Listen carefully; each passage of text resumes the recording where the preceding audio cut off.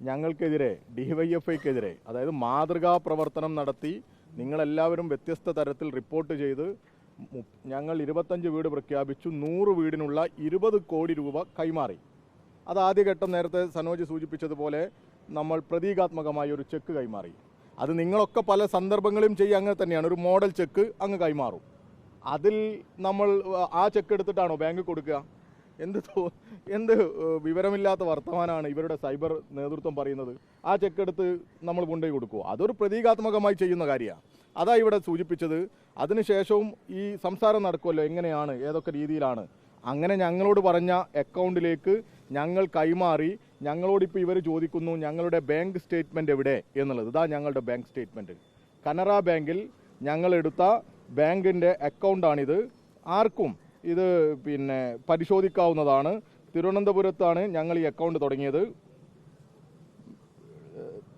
തിരുവനന്തപുരം പേട്ട 695024 എന്ന് പറയുന്ന ഇവരുടെ ബ്രാഞ്ചിൽ 2769 തിരുവനന്തപുരം പേട്ട 695024 എന്ന് പറയുന്ന ബ്രാഞ്ചിലാണ് ഞങ്ങൾ അക്കൗണ്ട് തുടങ്ങിയത്. ആ അക്കൗണ്ട് സെപ്പറേറ്റ് സാധാരണ DYFIയുടെ സംസ്ഥാന കമ്മിറ്റിയുടെ അക്കൗണ്ട് വേറെയുണ്ട്. ഇതിനു വേണ്ടി മാത്രം ഞങ്ങളുടെ ഇങ്ങനെയുള്ള പ്രവർത്തനങ്ങൾക്ക് വേണ്ടി മാത്രം തുടങ്ങിയ അക്കൗണ്ടാണ്. ഇതിനോടൊപ്പം 214 വെർച്വൽ അക്കൗണ്ട് കൂടി കനറ ബാങ്ക് ഇടപെട്ട് ഞങ്ങൾക്ക് കൈകാര്യം ചെയ്തു തന്നു. ഞങ്ങളുടെ ബ്ലോക്ക് കമ്മിറ്റികൾ ആ അക്കൗണ്ടിലേക്കാണ് പണം നിക്ഷേപിച്ചത്. അതിൻ്റെ രേഖയാണിത്. VD സതീശനോട് ഞങ്ങൾക്ക് അഭ്യർത്ഥിക്കാനുള്ളത് വളരെ ബഹുമാനത്തോടു കൂടി നിങ്ങൾക്ക് നിങ്ങളുടെ കോൺഗ്രസിൻ്റെ ആപ്പിലൂടെ വന്ന പണം ഇതുപോലെ ഞാൻ കാണിക്കുന്നത് പോലെ കാണിക്കാൻ പറ്റുമോ? ഇതിൽ ഇപ്പോൾ അവർ പറയുന്നത് ഞങ്ങൾക്ക് ഇവരുടെ പ്രചരണം 4 കോടിയോ മറ്റോ കിട്ടിയിട്ടുള്ളൂ. അവർ 20 കോടിയൊന്നും കൊടുത്തിട്ടില്ല. നിങ്ങളൊക്കെ ശ്രദ്ധിച്ചു കാണും. നിങ്ങളിൽ പലരും ഞങ്ങൾക്കൊക്കെ മെസ്സേജ് അയക്കുക. ഈ സൈബർ ടീമിനെ ഇറക്കി ആക്രമിക്കുക. ഇവിടെ 17 മെയ് മാസം ഒന്ന് മാറ്റിയാൽ മെയ് മാസം 25-ാം തീയതി 00110462023031 funds transfer debit project implementation unit Wayanad town 1 കോടി രൂപ.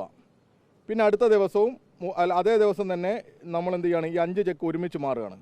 32, 31, 32, 33, 34, 35 നമ്പറിലാണ് ഈ ചെക്ക് മാറിയത്. അതേ അക്കൗണ്ടിലേക്ക് ഈ ചെക്ക് കൊടുത്തതാണ്. ഇനി എന്താ ഞങ്ങൾ ചെയ്യേണ്ടത്? പിന്നെ അടുത്ത ഗഡുവായി ഞങ്ങൾ 15 കോടി കൊടുത്തു. അത് 5 ജനുവരി 26 0010846262 funds transfer debit project implementation unit Wayanad town 15 കോടിയാണ് ട്രാൻസ്ഫർ ചെയ്തത്. കനറ ബാങ്കിൻ്റെ സ്റ്റേറ്റ്മെൻറ്റാണ്. ഇനി VD സതീശൻ പറഞ്ഞയക്കുന്ന ഒരാളെ അതല്ലേ പറയേണ്ടത്, അല്ലാതെ ഇവരുടെ മുഖമില്ലാത്ത എല്ലാ തോന്നിവാസങ്ങൾക്കും മറുപടി പറയണ്ടല്ലോ. ഇപ്പം ഞങ്ങളുടെയൊക്കെ പേര് പറഞ്ഞ് DYFIക്കാർ പണം പിരിച്ച് മുക്കി എന്നൊക്കെ പറയാം. ഇവരോടൊക്കെ ഏത് ഭാഷയിലാണ് ഞങ്ങൾ മറുപടി പറയേണ്ടത്? ആരാ യഥാർത്ഥത്തിൽ മുക്കിയത്?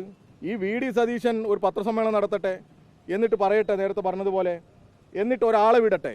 ഇനി അദ്ദേഹത്തിന് ഇപ്പോൾ തിരക്കാണെങ്കിൽ മറ്റൊരാളെ വിടട്ടെ, ആരെങ്കിലും വിടട്ടെ.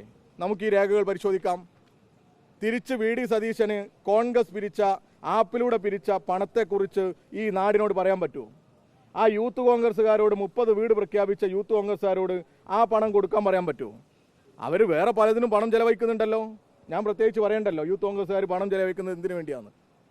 അവരുടെ കയ്യിൽ പണം ഇല്ലാത്തതല്ലല്ലോ. ഈ പാവപ്പെട്ട വയനാട്ടിലെ ദുരന്തബാധിതരെ കാണിച്ച് പിരിച്ചിട്ട് 1 കോടി രൂപ കിട്ടിയെന്നാണ് ഇപ്പോൾ പറയുന്നത്. നേരത്തെ 86 ലക്ഷം കിട്ടിയെന്ന്, പിന്നെ പറഞ്ഞു 1 കോടി കിട്ടിയെന്ന്. ഇവർ പ്രഖ്യാപിച്ച 30 വീട് പൂർത്തീകരിക്കണ്ടേ? ഞങ്ങൾ പ്രഖ്യാപിച്ചത് നിങ്ങൾ പലരും 30-ാം തീയതി ലൈവ് ചെയ്തിട്ടുണ്ട്. നമ്മുടെ ജൂലൈ മാസം ദുരന്തമുണ്ടായ ജൂലൈ മാസം ലൈവ് ടെലികാസ്റ്റിൽ ഞങ്ങൾ പറഞ്ഞ ഭാഗമുണ്ട്. ഞങ്ങൾ സർക്കാരുമായി ചേർന്നാണ് ഈ പുനരധിവാസ പ്രവർത്തനത്തിൽ, വീടുണ്ടാക്കുന്ന പ്രവർത്തനത്തിൽ ഞങ്ങൾ പങ്കാളികളാവുക എന്ന് വളരെ കൃത്യമായി ഞങ്ങൾ പറഞ്ഞിട്ടുണ്ട്. അതിപ്പോഴും നിങ്ങളുടെയൊക്കെ യൂട്യൂബിൽ അവൈലബിൾ ആണ്. ഞങ്ങൾ എടുത്തു വെച്ചത് ഞങ്ങളുടെ കയ്യിലുണ്ട്.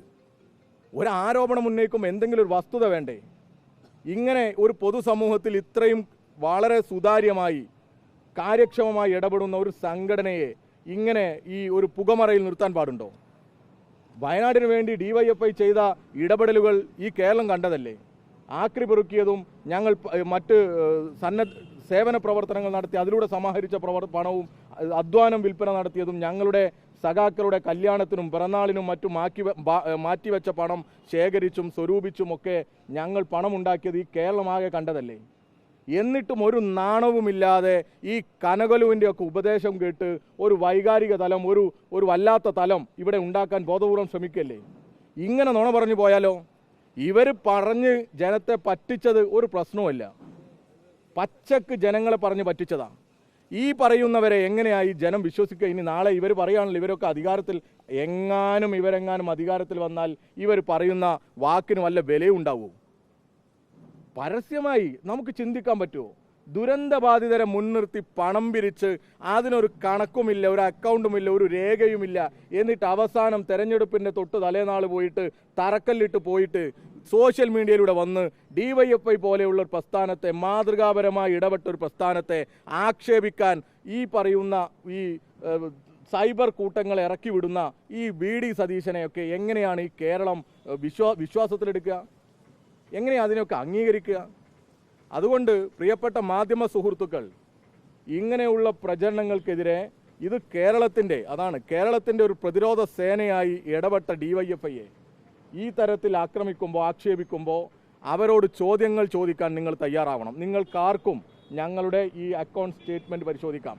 ഇപ്പോൾ അതിൽ പറയും ബാക്കി കൃത്യം 20 കോടി രൂപ ബാക്കി എവിടെ? അതുകൂടി ഉണ്ട് ചോദ്യം. ഞങ്ങളുടെ ഈ അക്കൗണ്ടിലുണ്ട്. അതാ ഞങ്ങളുടെ സംസ്ഥാന കമ്മിറ്റിയാണല്ലോ തീരുമാനിക്കേണ്ടത് ആ പണം എന്താ ചെയ്യേണ്ടത് എന്നുള്ളത്. ഞങ്ങൾ ഇത് എവിടെ നിക്ഷേപിച്ചു എന്നുള്ളതിൻ്റെ രേഖയൊക്കെ ഇത് വെച്ചത്. ഞങ്ങളുടെ കയ്യിൽ ഇതിൻ്റെ രേഖകളുണ്ട്. പണം ഏത് രീതിയിൽ ചെലവഴിച്ചു അത് 20 കോടി ഞങ്ങൾ കൊടുത്തു, ബാക്കി ഞങ്ങളുടെ കയ്യിലുണ്ട്.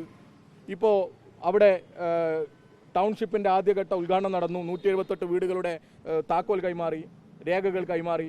ഞങ്ങൾ അന്ന് സർപ്രൈസ് ഗിഫ്റ്റുമായി 178 വീടുകളിലേക്ക് TV-യുമായി പോയില്ലേ? അപ്പോൾ ഇത് കണ്ടിട്ടുള്ളൊരു വല്ലാത്ത അസ്വസ്ഥത നോക്കൂ നിങ്ങൾ.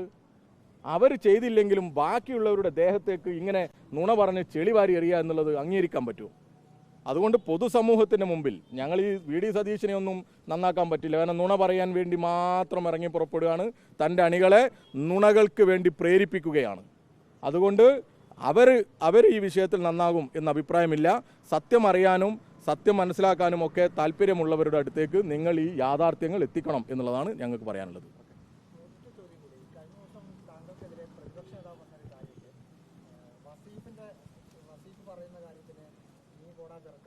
അതെ, അല്ല, അതിൽ നിന്ന് തന്നെ മാധ്യമങ്ങൾക്ക് വളരെ കൃത്യമല്ലേ അദ്ദേഹത്തിൻ്റെ ഒരു നിലവാരം നോക്കൂ നിങ്ങൾ. ഞാനൊരു മാധ്യമ പ്രവർത്തകൻ, ഏതാ സാഹചര്യം പ്രിയപ്പെട്ട കേരളത്തിൻ്റെ ആരോഗ്യവകുപ്പ് മന്ത്രി വീണ ജോർജിനെ വളരെ മോശമായ രീതിയിൽ ആക്ഷേപിക്കുകയും ദൃശ്യങ്ങൾ ചോദിക്കുകയും അവരെ നടിയെന്നും മറ്റു പലതുമൊക്കെ വിളിച്ച് ഈ കോൺഗ്രസിൻ്റെ VD സതീശൻ ഉൾപ്പെടെയുള്ളവർ വല്ലാതെ അപമാനിക്കുന്ന സമയത്ത് ഞാനൊരു സ്റ്റേറ്റ്മെൻറ്റാണ് നടത്തിയത്. ഞങ്ങൾ ഒരിക്കലും പ്രതിപക്ഷ നേതാവിനെ ആക്രമിക്കണമെന്നല്ലല്ലോ പറഞ്ഞത്. അങ്ങനെ പറഞ്ഞാൽ എന്തായിരിക്കും ഇവിടുത്തെ ഒരു സാഹചര്യം എന്നുള്ളതാണ് നമ്മൾ ചോദിച്ചത്.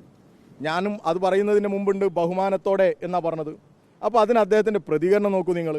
DYFIയുടെ ഒരു ഉത്തരവാദിത്തപ്പെട്ട സ്ഥാനത്തിരിക്കുന്ന നമ്മൾ പറഞ്ഞതിന് അദ്ദേഹം പ്രതികരിച്ചതിൽ എനിക്കൊട്ടും പ്രയാസമില്ല. കാരണം സ്വന്തം KPCC പ്രസിഡന്റിനെ ഡാഷ് മോനെ മൈക്ക് നീക്കി വെക്കടാ എന്ന് പറയുന്ന തരത്തിലേക്ക് ഇടപെട്ടപ്പോൾ ഞങ്ങൾ ഇങ്ങനെയൊക്കെയാണ് സംസാരിക്കാറ് എന്നല്ലേ നിങ്ങളോട് അദ്ദേഹം പറഞ്ഞത്. ഞങ്ങൾ പരസ്പരം കാണുമ്പോൾ ഇങ്ങനെയൊക്കെയാണ് സംസാരിക്കാറ് എന്ന് പറഞ്ഞ കേരളത്തിൻ്റെ പ്രതിപക്ഷ നേതാവിനോട് പുച്ഛം മാത്രമേ ഉള്ളൂ. ഇത് കേരളത്തിൻ്റെ ഒരു ഗതികേടാണ്. ഇത്രയും ഒരു ഗുണനിലവാരമില്ലാത്ത, അങ്ങനെയാണല്ലോ ഇപ്പോൾ ഒരു മാർക്കറ്റ് ഭാഷയിൽ പറയുകയാണ്, ഗുണനിലവാരമില്ലാത്ത ഒരു പ്രതിപക്ഷ നേതാവിനെ കേരളത്തിൽ കിട്ടിയതിന് ഞങ്ങൾ ലജ്ജിക്കുന്നു.